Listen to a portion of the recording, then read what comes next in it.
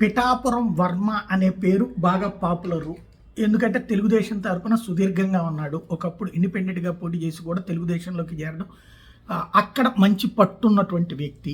అలాంటి పిఠాపురం నియోజకవర్గంలో కాపులు అధికంగా ఉన్నారంటూ ఆ సీటుని జనసేనాని పోటీ చేయమని సూచించడం, అందుకు అంగీకరించడం.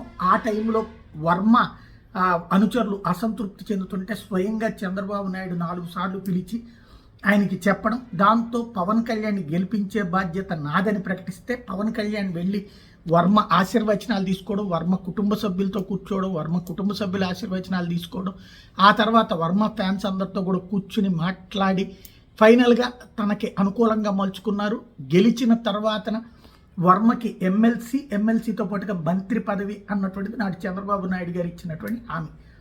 అయితే గెలిచిన తర్వాత అంతా కూడా పక్కకి వెళ్ళిపోయింది.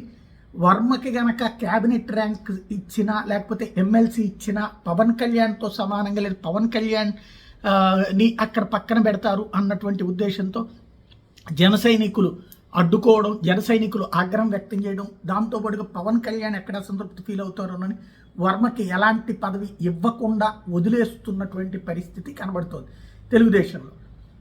అక్కడ ఈవెన్ జనసేన వాళ్ళు కూడా అతనికి ఎలాంటి విలువ ఇవ్వట్లేదు, పైగా అవమానకరమైనటువంటి మాటలు మాట్లాడారు.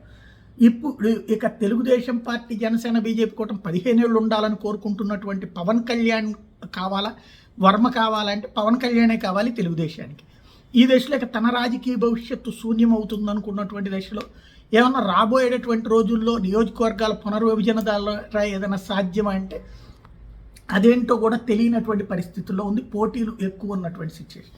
ఇలాంటి దశలో పిఠాపురం వర్మ వెళ్ళి ముద్రగడ పద్మనాభం వైఎస్ఆర్ కాంగ్రెస్ పార్టీలోకి చేరినటువంటి మొన్నటి ఎన్నికలకు ముందే చేరినటువంటి ముద్రగడ పద్మనాభం చివరికి తీవ్ర అవమానాలు పలై కూతురికి దూరమై ఆ పైన తన పేరుని కాపయ్యుండి రెడ్డి అని చేర్చుకుంటూ గెజిట్లో పంతం పట్టి కూర్చున్నటువంటి ముద్రగడ పద్మనాభం అని ఇప్పుడు తాజాగా పిఠాపురం వర్మ కలవడం అన్నటువంటిది సంచలనం సృష్టిస్తోంది. వర్మే వెళ్ళి పిఠాపురం వర్మ వెళ్ళి ముద్రగడ పద్మనాభని అంటే భవిష్యత్తులో క్రిందసారి అక్కడ పిఠాపురంలో గీత పోటీ చేయడం వల్ల దెబ్బతిందన్నటువంటిది వైఎస్ఆర్ కాంగ్రెస్ పార్టీ వాళ్ళకి కూడా ఫీలింగ్ ఉంది. కాబట్టి ఆమె ప్లేస్లో తనకి సీట్ ఇవ్వమని ఏమన్నా అడుగుతున్నారా, లేదా ముద్రగడ అనారోగ్యంగా ఉన్నారని ఈ మధ్యకాలంలో ప్రచారం జరిగింది కాబట్టి పలకరించడానికి వెళ్ళారా? ఎందుకంటే నియోజకవర్గంలో కాపుల సంఖ్య ఎక్కువ ఉంది కాబట్టి, కాపులతో మంచి కాంటాక్ట్స్ ఉన్నాయి కాబట్టి పలకరించడానికి వెళ్ళారా అన్నటువంటిది తెలియాల్సి ఉంది.